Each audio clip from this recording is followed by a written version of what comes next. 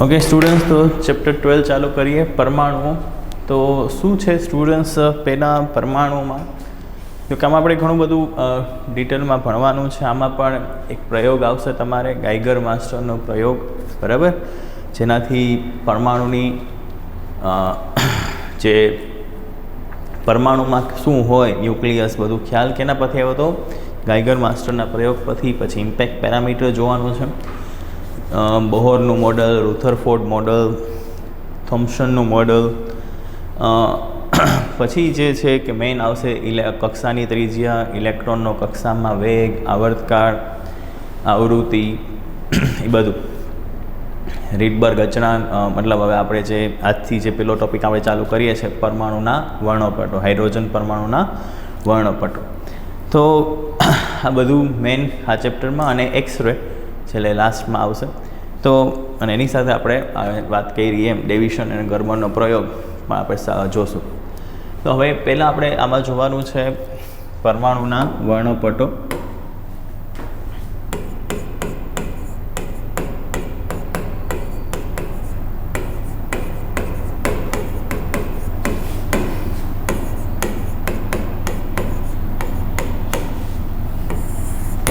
ચલો, તો હાઇડ્રોજન પરમાણુમાં વર્ણપટ કેવી રીતના મળ્યા, કેવી રીતના જુદી જુદી તરંગ લંબાઈની રેખાઓ આ લોકોને મળી, એનો એ લોકોએ પ્રયોગ કર્યો હતો.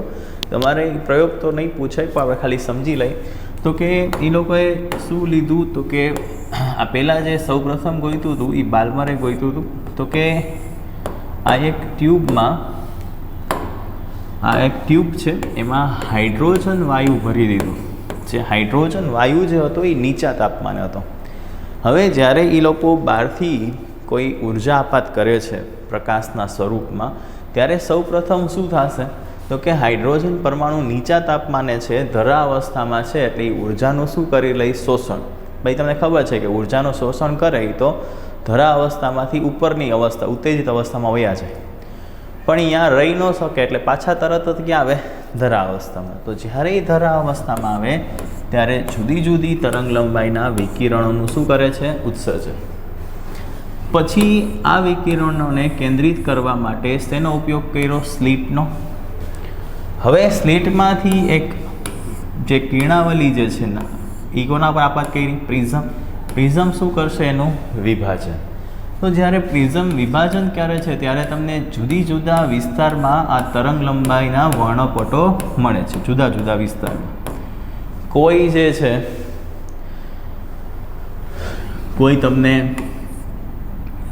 પારજાંબલી વિસ્તારમાં મળ્યું, કોઈ દ્રશ્ય વિસ્તારમાં મળ્યું. આવી રીતના જુદા જુદા વિસ્તારમાં તમને તરંગ લંબાઈઓ કે રેખાઓ જોવા મળે છે, જુદી જુદી તરંગ લંબાઈની. તો આને એ લોકોએ નામ આપી દીધું હાઇડ્રોજન પરમાણુના વર્ણપટો. આવો જે પહેલો વર્ણપટ છે સ્ટુડન્ટ્સ, આવો ફર્સ્ટ જે પહેલો વર્ણપટ છે,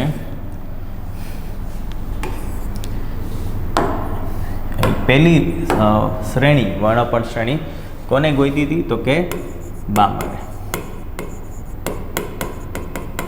કોને ગોઈતી છે પહેલી શ્રેણી? બામરે. હવે અને કયા વિસ્તારમાં? તો કે દ્રશ્ય વિસ્તારમાં. ચલો, એનું જે સૂત્ર છે 1/1² 1/2² -1/n². Okay, 1/λ × r 1/2² -1/n². જ્યાં આમાં n શું હશે? તો કે રેખા પણ ક્યાંથી ચાલુ થતી હશે? 3, 4, 5 રેખાના ક્રમમાં. મતલબ તમને એમ કહી કે બામર શ્રેણીની પ્રથમ રેખાની તરંગ લંબાઈ ગોતો, તો તમારે n લેવાના 3. બામર શ્રેણીની બીજી રેખાની તરંગ લંબાઈ ગોતો તો n લેવાના 4.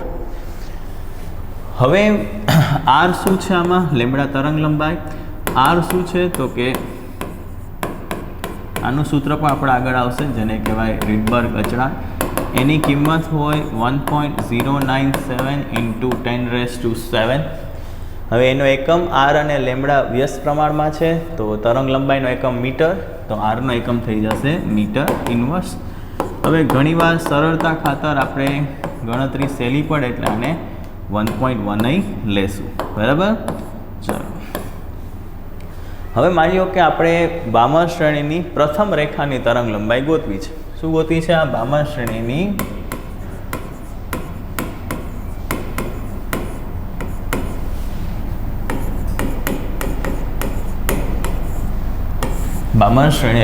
પ્રથમ રેખાની તરંગ લંબાઈ ગોતવી છે, જેને કહેવાય એચ આલ્ફા રેખા. પ્રથમ રેખાને શું કહેવાય? H alpha. દ્વિતીય હોય તો એચ બીટા, એચ ગામા. તો શું ગોતવું છે આપણે? એની પ્રથમ રેખાની તરંગ લંબાઈ ગોતવી છે.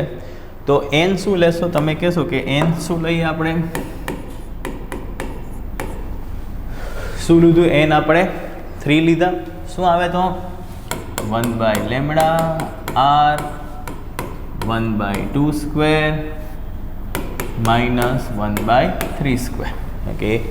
3 4 5 એટલે બામણ શ્રેણીની પ્રથમ રેખા ગોતવી હોય તો n3, દ્વિતીય રેખા ગોતવી હોય તો n4, તૃતીય રેખા ગોતવી હોય તો n5, એમ ચાલતું છે. પ્રથમ રેખાને આપણે કીધું h બીટા. ચલો તો શું આવશે?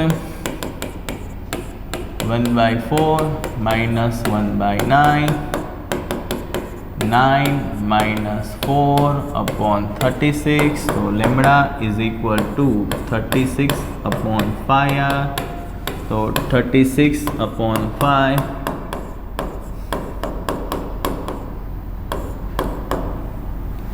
ચલો તો આને તમે સોલ્વ કરશો એટલે તમારો જવાબ આવશે 6563 એમસ્ટ્રોંગ. 3 પોઈન્ટ શિફ્ટ કરી દેશો એટલે -10 થશે, એટલે એમસ્ટ્રોંગ. ચલો તો આ શું મળી આપણે? કોની તરંગ લંબાઈ મળી? પ્રથમ રેખાની. કેટલી મળી? 6563. હવે આપણે ગોતીએ બીજી રેખાની તરંગ લંબાઈ. પછી આપણે એક એમાંથી તારણ મેળવવાનું છે, એટલે ગોતી રહ્યા છે.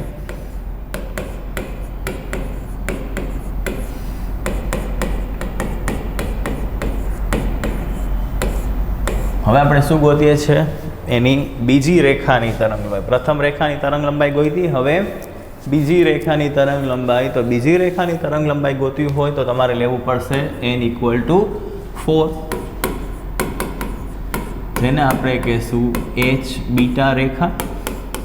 શું આવશે તો 1/2 સ્ક્વેર માઇનસ 1/4 સ્ક્વેર 1/4 માઇનસ 1/16. ચલો તો 16 લસા આવશે. 4 minus 1 એટલે 16/3r. ચલો તો r કેટલું? 1.097 into 10⁻⁷.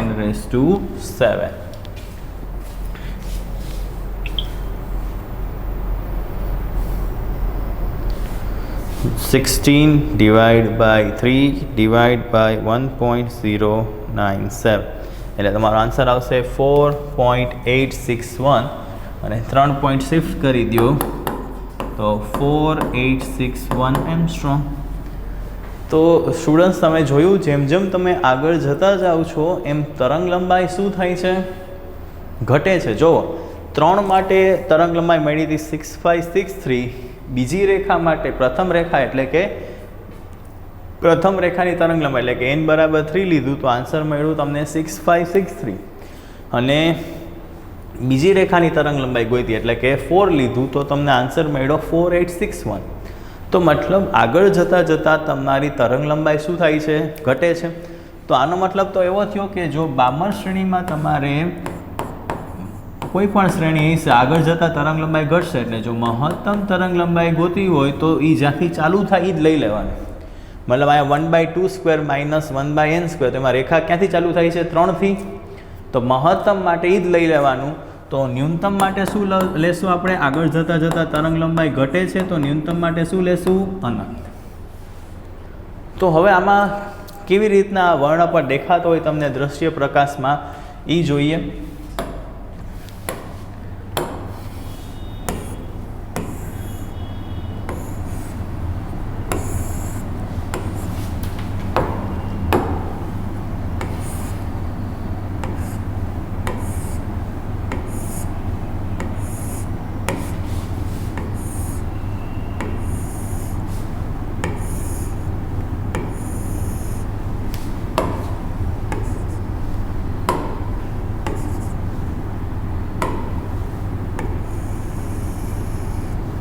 ચલો હવે શું થશે સ્ટુડન્ટ, જો કે આ જે છે ને, હા એ શું છે, આ બામર શ્રેણી છે, તો કે એ બામર શ્રેણીની પ્રથમ રેખા જે ક્યાંથી ચાલુ થતી હતી, હમણાં જોયું આપણે 3 થી, તો એની કેટલી છે તરંગ લંબાઈ 6563 એંગસ્ટ્રોમ. પછી આગળ જતાં જતાં તરંગ લંબાઈ ઘટશે 4 માટે, કેટલી મળી આપણને 4861.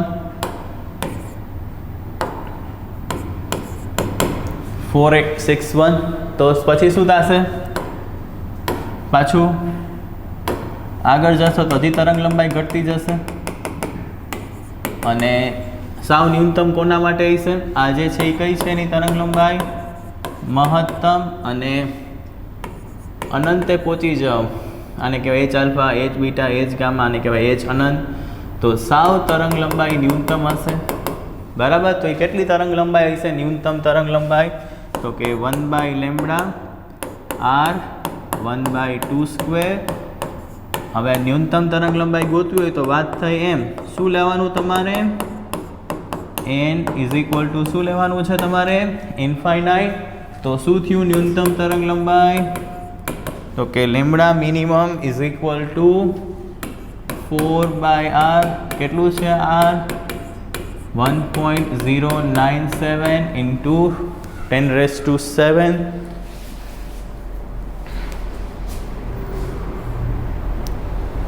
(1.097) 4/1.097, તો એ તમને મળશે 3646.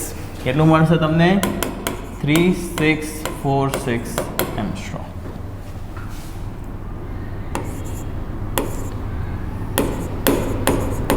જે કઈ તરંગ લંબાઈ છે, ન્યૂનતમ, બરાબર. તો કોઈ પણ બામર શ્રેણી છે 2 થી ચાલુ થાય છે, 1/2² -1/n², એટલે એની વેલ્યુ ક્યાંથી ચાલુ થાય, 3 થી. તો તમારે મહત્તમ ગોતવા માટે 3 જ લઈ લેવાનું, કેમ કે આગળ જતાં જતાં તરંગ લંબાઈ ઘટે છે, અને ન્યૂનતમ તરંગ લંબાઈ માટે ઇન્ફાઇનાઇટ. તો સ્ટુડન્ટ્સ આનો વિસ્તાર શું થયો, તમને કોઈ એમ પૂછે કે ભાઈ બામર શ્રેણીનો વિસ્તાર શું,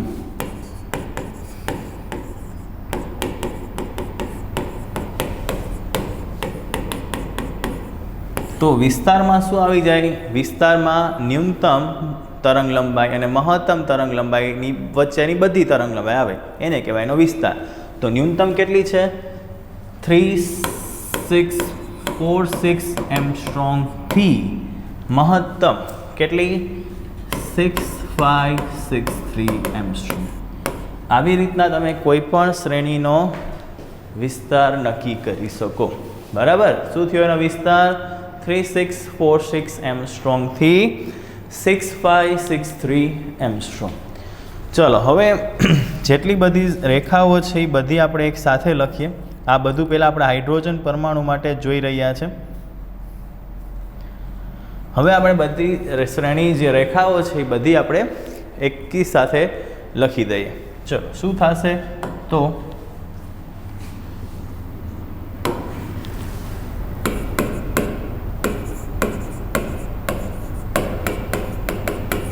લાઇમન શ્રેણી, બરાબર. લાઇમન શ્રેણી જે છે એ તમને કયા વિસ્તારમાં મળે છે, તો કે એ તમને મળે છે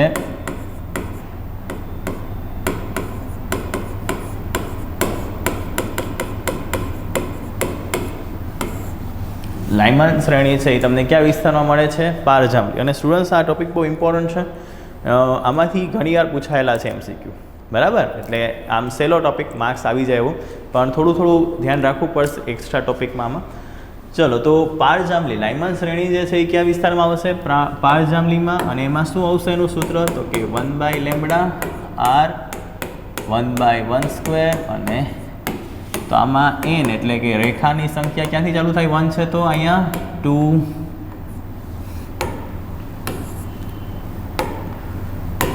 2 3 4, બરાબર. ક્યાંથી ચાલુ થશે, 2 3 4. તો તમને કોઈ એમ કહે કે લાઇમન શ્રેણીની પ્રથમ રેખાની તરંગ લંબાઈ ગોતો, તો તમારે n લેવાના 2. દ્વિતીય રેખાની તરંગ લંબાઈ ગોતો તો n લેવાના 3. અને આમાં પણ તમારે જો મહત્તમ ગોતવું હોય, મહત્તમ તરંગ લંબાઈ, તો n ની કિંમત ક્યાંથી ચાલુ થાય છે, 2 થી. એટલે n2 જ્યાંથી ચાલુ થતી હોય એની કિંમત ઈ જ લેવાનું મહત્તમ માટે, અને ન્યૂનતમ માટે ફિક્સ અનંત. શું કામ? તો કે આગળ જતાં જતાં તરંગ લંબાઈ શું થાય છે?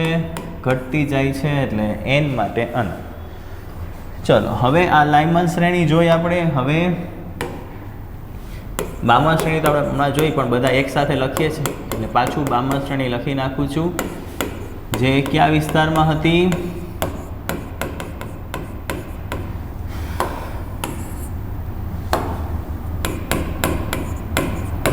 દ્રશ્ય વિસ્તારમાં. જે કયા વિસ્તારમાં હતી?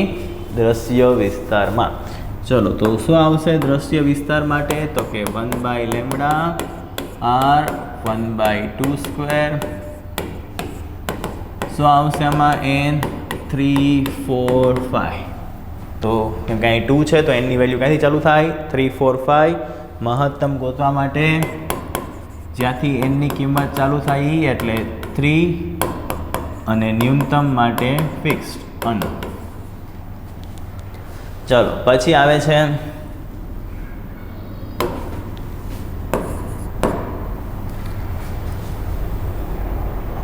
પાશ્ચન શ્રેણી.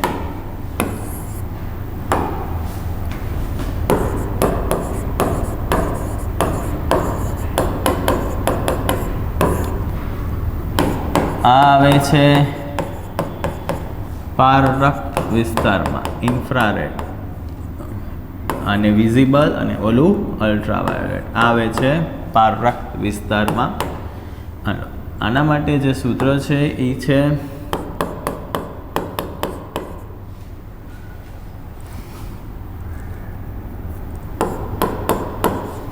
1/3 સ્ક્વેર માઇનસ 1/, તો n ક્યાંથી ચાલુ થાય છે? અહીં 3 છે તો 4 5 6. બરાબર. તો તમારે જો મહત્તમ ગોતવી હોય તરંગ લંબાઈ તો 4, ન્યૂનતમ ગોતવી હોય તો અનંત. બરાબર. હંમેશા મહત્તમ માટે તો એ એનની કિંમત જ્યાંથી ચાલુ થાય એ જ લેવાનું છે, યાદ રાખજો. ચલો પછી આવે છે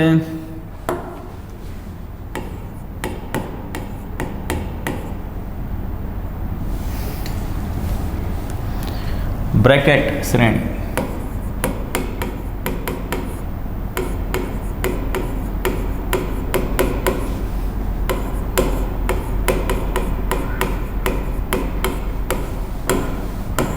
જે પણ કયા વિસ્તારમાં આવે છે? પારરક્ત. બ્રેકેટ શ્રેણી જે પણ કયા વિસ્તારમાં આવે છે? પારરક્ત. તો એમાં શું આવશે હવે? Okay, 1/λ r 1/4 square minus 1/n square. તો આની જો તમારે પ્રથમ રેખા ગોતવી હોય તો n5, દ્વિતીય રેખા ગોતવી હોય તો 6, તૃતીય માટે 7. મહત્તમ માટે પાછું સેમ આમાં પણ શું લેવાનું? 5. ન્યૂનતમ માટે શું લેવાનું? 6. બરાબર. મહત્તમ માટે 5, ન્યૂનતમ માટે 6. ચલો અને છેલ્લે આવે છે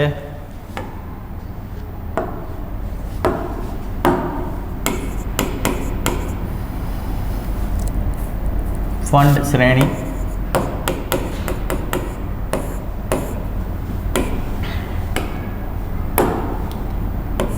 તો 1/λ r 1/5 square minus n square 6 7 8.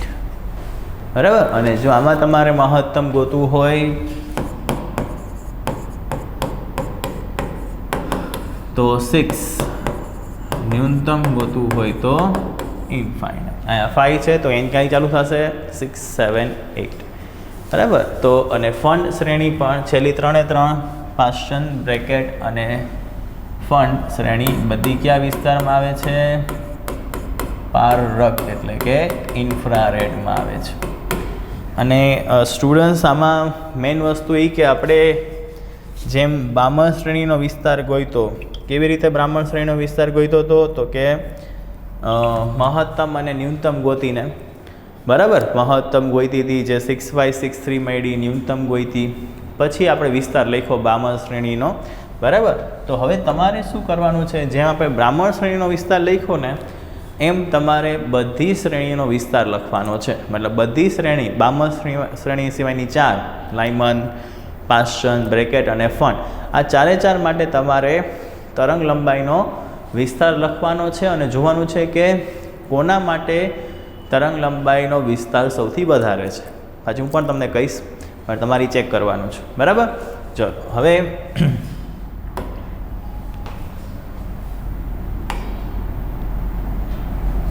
ચલો આગળ જોઈએ.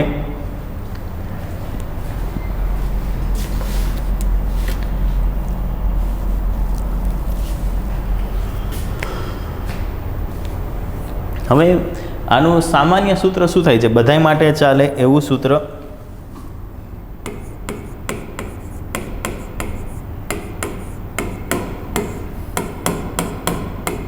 Okay, 1/r 1/m² minus 1/n². શું થશે? 1/λ r into 1/m² minus 1/n². Hydrogen માટે જ વાત થાય છે હજી, જ્યાં m લેસ ધેન n.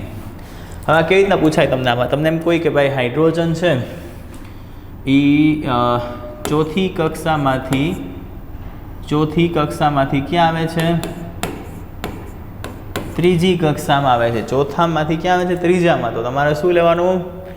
ત્યારે તમને ખબર હોય ચોથામાંથી ત્રીજામાં આવે એટલે એ તરંગ લંબાઈનું ઉત્સર્જન કરે. તો એ કેટલી તરંગ લંબાઈ હોય?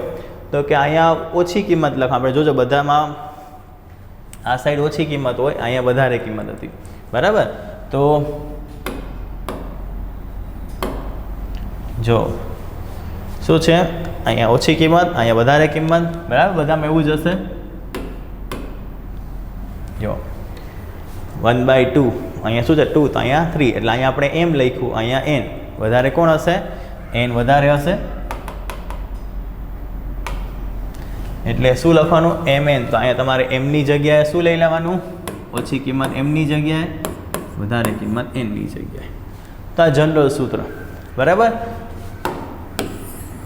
પછી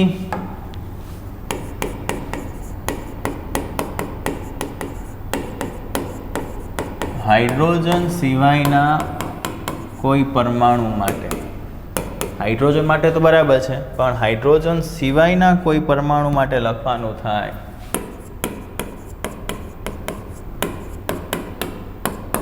તો 1/λ r z².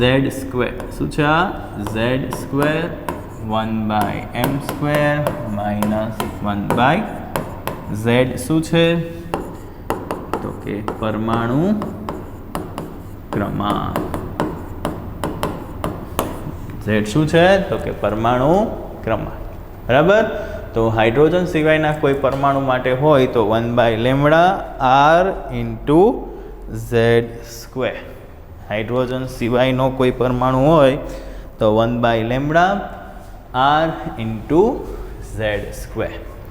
ચલો પછી હજી એક આવે છે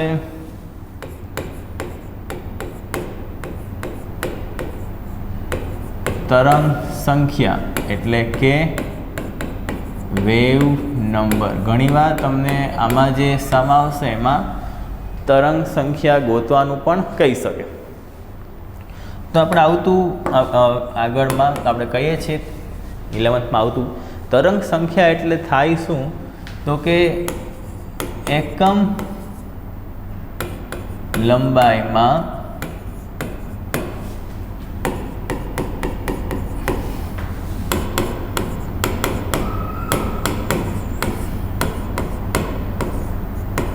રહેલા તરંગોની સંખ્યા. એકમ લંબાઈમાં અથવા એકમ મીટરમાં રહેલા તરંગોની સંખ્યા એને કહેવાય તરંગ સંખ્યા. તો હવે કેમ ગોતાય સ્ટુડન્ટ્સ? જોવો, આ માની લ્યો કે લેમ્બડા જેટલું છે, લેમ્બડા જેટલી તરંગ લંબાઈ હોય. અત્યારે તરંગ લંબાઈ કેટલી છે? આ તરંગની લંબાઈ 1 લેમ્બડા. તો કેટલી છે તરંગ સંખ્યા? 1 છે તરંગની સંખ્યા. તો આપણે એમ કહી શકાય કે અગર લંબાઈ કેટલી હોય? તરંગ લંબાઈ જેટલી લંબાઈ હોય તો એમાં કેટલી છે? તરંગની સંખ્યા 1 છે. તો એકમ લંબાઈમાં એટલે કે 1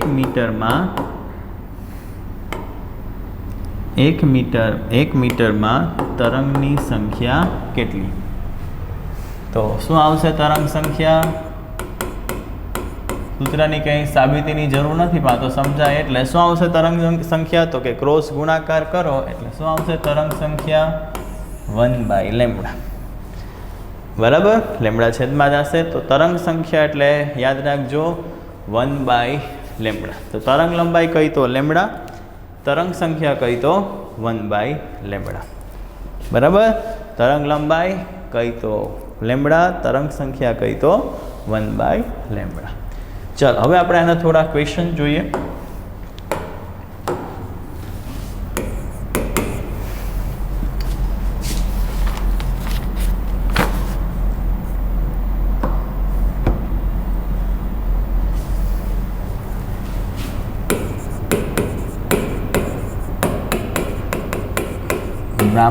બામર શ્રેણીની જો શું છે MCQ પહેલો તો કે બામર શ્રેણીની ટૂંકામાં ટૂંકી તરંગ લંબાઈ અથવા તો બામર શ્રેણીની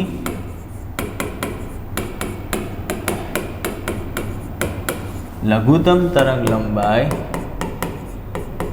લેમડા હોય તો, બામર શ્રેણીની લઘુત્તમ તરંગ લંબાઈ લેમડા હોય તો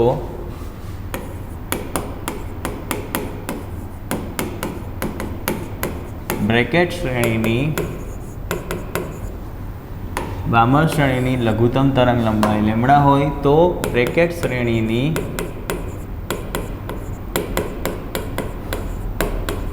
લઘુત્તમ તરંગ લંબાઈ કેટલી? બામર શ્રેણીની લઘુત્તમ તરંગ લંબાઈ લેમડા હોય તો બ્રેકેટ શ્રેણીની લઘુત્તમ તરંગ લંબાઈ કેટલી? બરાબર, બામર શ્રેણીની લઘુત્તમ તરંગ લંબાઈ લેમડા તો બ્રેકેટ શ્રેણીની લઘુત્તમ તરંગ લંબાઈ કેટલી? ચલો કેમ ગોતીએ? તો પહેલાં તો બામર શ્રેણીની લઘુત્તમ તરંગ લંબાઈ આપેલી છે અને બ્રેકેટ શ્રેણીની લઘુત્તમ તરંગ લંબાઈ ગોતવાની છે, પણ આન્સર છે લેમડાના પદમાં. 2 લેમડા, 4 લેમડા,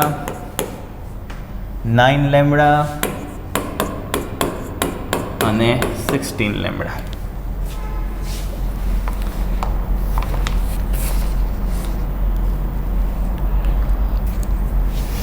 ચલો બરાબર, હવે કેવી રીતના ગોતશું જુઓ.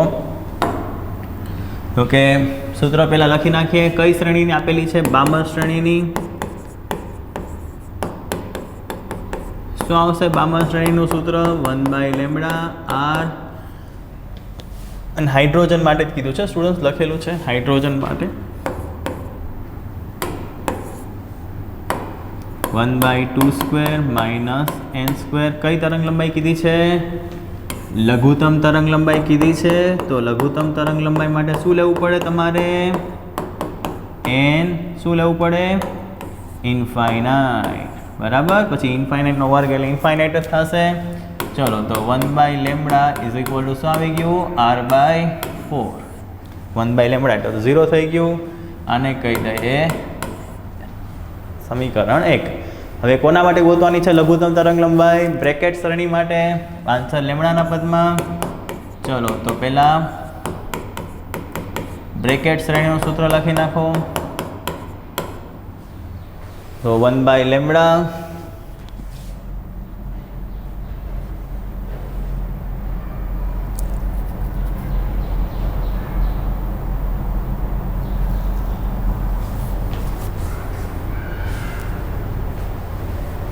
ચલો 1/λ બ્રેકેટ શ્રેણી માટે શું આવશે? 1/4² - 1/.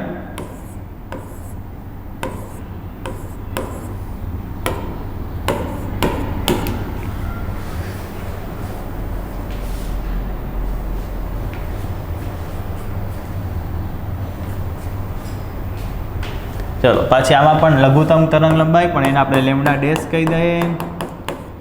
તો 1/16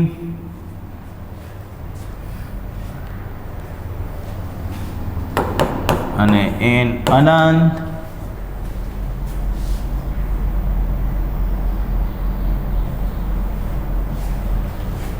ચલો તો શું આવશે 1/λ ડેશ ઇઝ ઇક્વલ ટુ એનની જગ્યાએ અનંત મૂકી દીધું, એમ કે આપણે કઈ તરંગ લંબાઈ ગોતવાની છે? લઘુત્તમ તરંગ લંબાઈ માટે અનંત. ચલો આને કહી દો સમીકરણ 2. હવે આપણે જવાબ લેમડાના પદમાં લેવો છે તો બંનેનો ગુણોત્તર લઈ લઈએ. તો સમીકરણ 1 અને સમીકરણ 2 નો ગુણોત્તર ડિવાઈડ કરીએ બંનેને.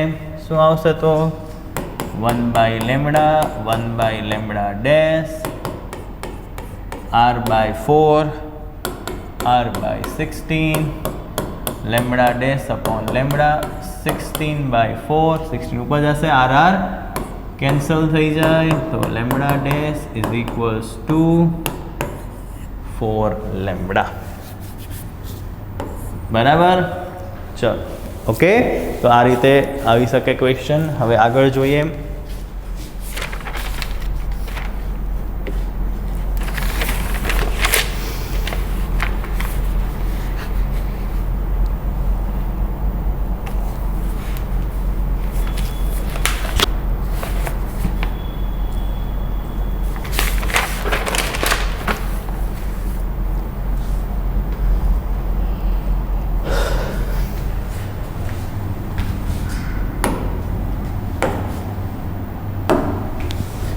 હવે શું છે ક્વેશ્ચન?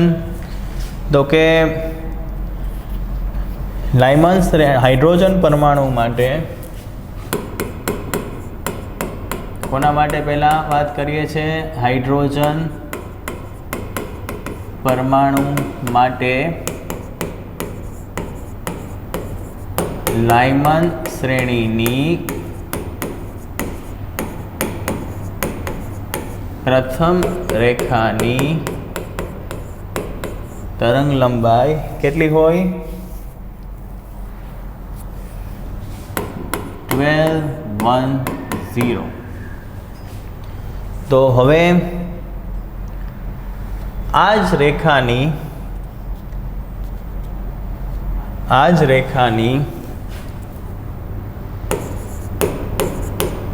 રેખા આ જ, તો આ જ રેખાની હાઇડ્રોજન જેવા જ હાઇડ્રોજન જેવા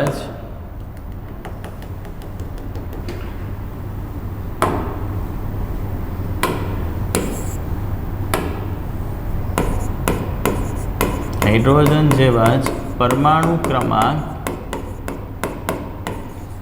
11 ધરાવતા, તો આ જ રેખાની હાઇડ્રોજન જેવા જ પરમાણુ ક્રમાંક 11 ધરાવતા પરમાણુ માટે તરંગ લંબાઈ કેટલો? બરાબર. હવે કેટલો છે? બીજું એક એવું પરમાણુ છે જેનો કેટલો છે? પરમાણુ ક્રમાંક 11, તેના માટે તમારે ગોતવાની છે.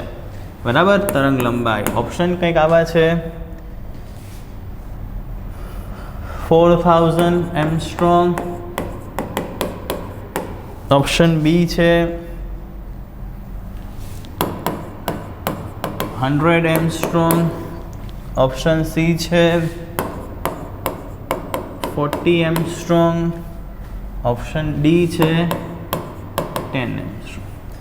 ચલો, હાઇડ્રોજન પરમાણુ માટે લાઇમન શ્રેણીની પ્રથમ રેખાની તરંગ લંબાઈ 1210 એંગસ્ટ્રોમ. તો પહેલાં તો સૂત્ર લખો. કયું આપેલું છે હાઇડ્રોજન માટે? ચલો, પેલું હાઇડ્રોજન માટે. બરાબર. કયો છે? કઈ શ્રેણી છે?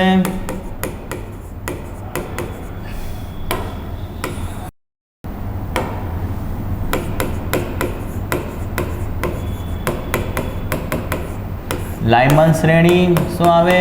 1/λ r 1/1² માઇનસ શું અહીંયામાં n 2 3 4. પહેલાં તો સૂત્ર લખી નાખવાનું, જે શ્રેણી આપેલો એનું લખી નાખ્યું સૂત્ર. હવે કઈ કીધી છે એની? પ્રથમ રેખાની. તો શું થાય? પ્રથમ રેખા ગોતી હોય તો તમારે n શું લેવાનું? 2. બરાબર. અને કેટલી છે તરંગ લંબાઈ? 1210 1/1² માઇનસ 1/4. ચલો આને કહી દઈએ સમીકરણ નંબર 1. હવે